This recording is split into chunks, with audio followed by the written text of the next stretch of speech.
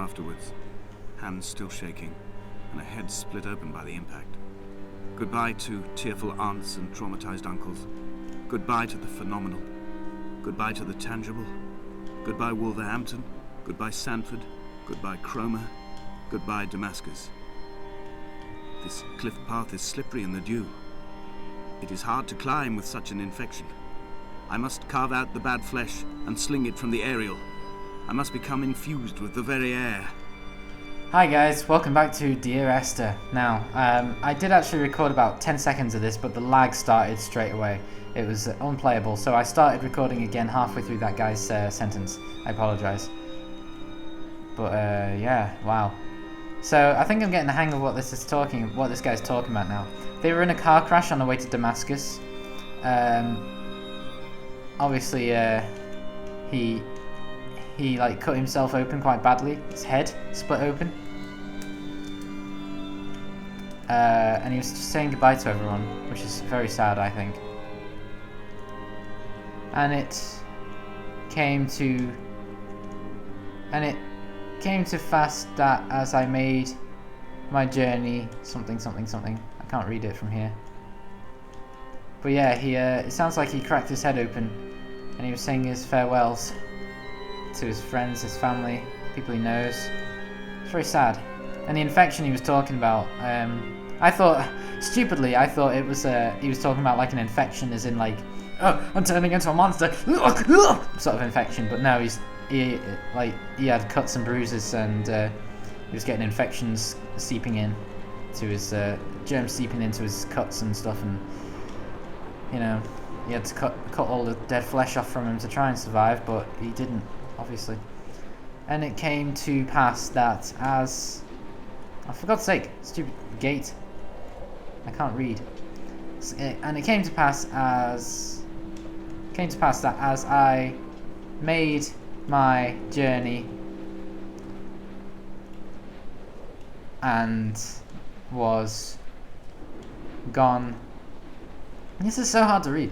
Gone night something. No! Come back. I'll try.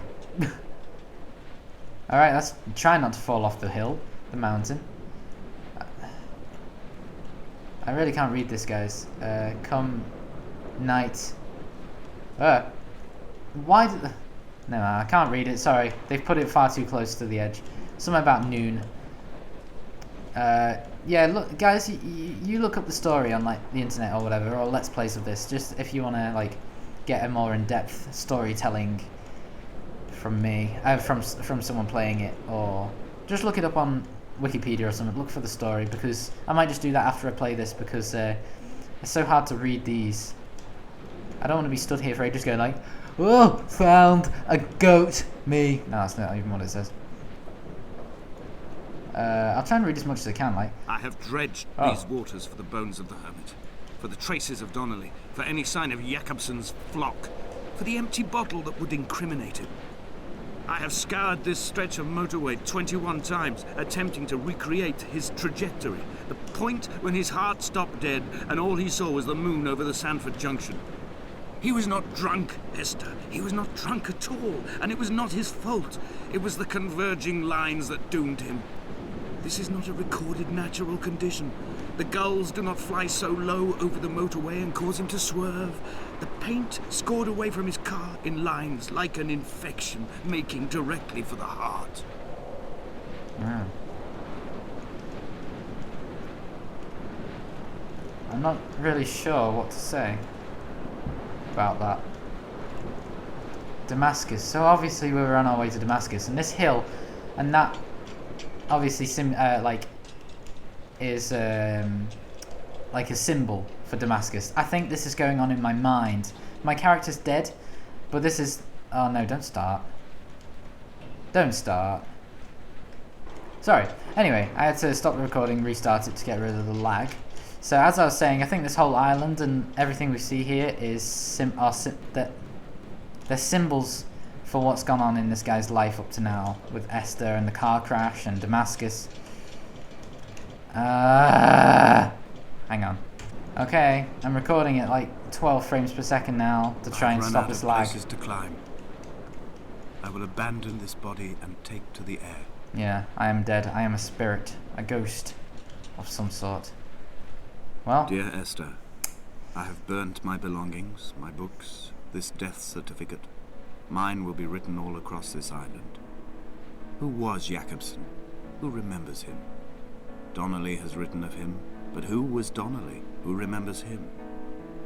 I have painted, carved, hewn, scored into this space all that I could draw from him. There will be another to these shores to remember me. I will rise from the ocean like an island without bottom, come together like a stone, become an aerial, a beacon, that they will not forget you. We have always been drawn here. One day the gulls will return and nest in our bones and our history. I will look to my left and see Esther Donnelly flying beside me. Oh! I will look to my right and see Paul Jakobsen flying beside me. They will leave white lines carved into the air to reach the mainland, where help will be sent. So I'm Donnelly, is that right? No. I don't know. Maybe Donnelly was Esther's brother. Okay. I'm flying. Can I move? No, I can't. Okay, well.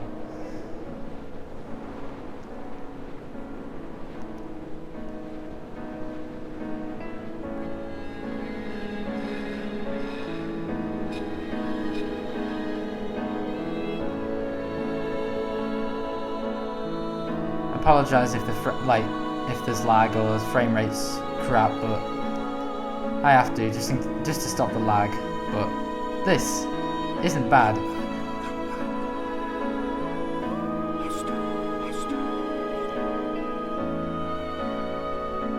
So I was wrong about this, it's not a horror game.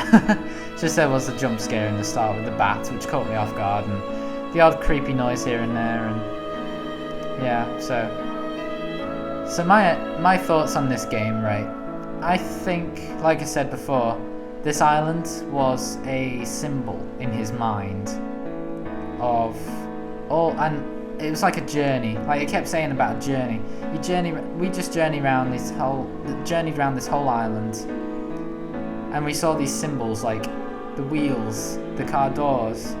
Those were telling the story of the car crash. We saw the medical equipment, the resuscitation device.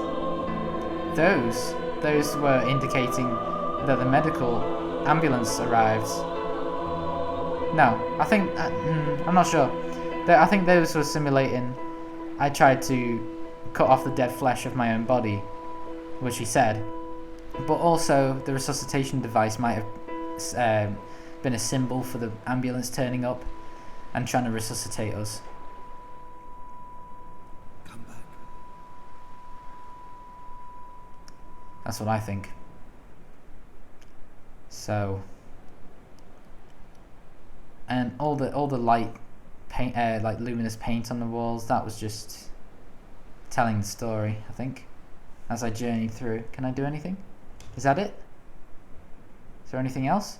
So I made a few stupid misconceptions throughout this game. I actually thought it was more of a, I'm on an island, this is where I am, I live here, my character is insane, he's got an infection, he's going to turn into a bit monster, there's a sea creature that sinks things and I'm going to find that sea creature and battle it or something, or run away from it.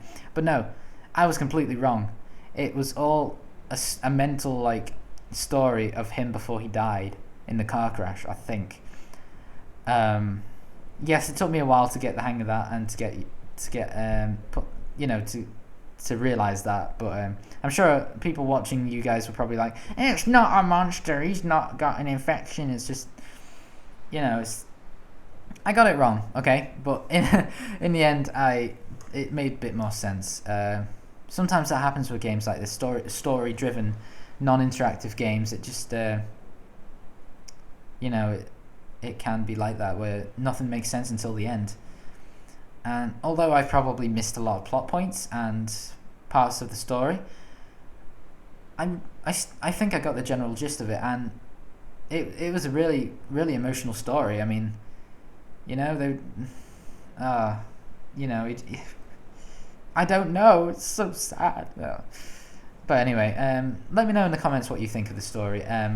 Tell me your ideas and thoughts on it. And I'm gonna go look up the story after this video finishes, and see if that I'm right. And if I'm not, then I'm not. That's fine. But yeah, thanks for sticking with me through these videos. I hope you enjoyed it, even though it wasn't an interactive story. And he walked at a snail's pace. It was still enjoyable, for me at least. Yeah, so thanks very much for watching. Don't forget to like, favorite, and subscribe. It helped me a great deal. And I will see you all in the next video. Bye for now.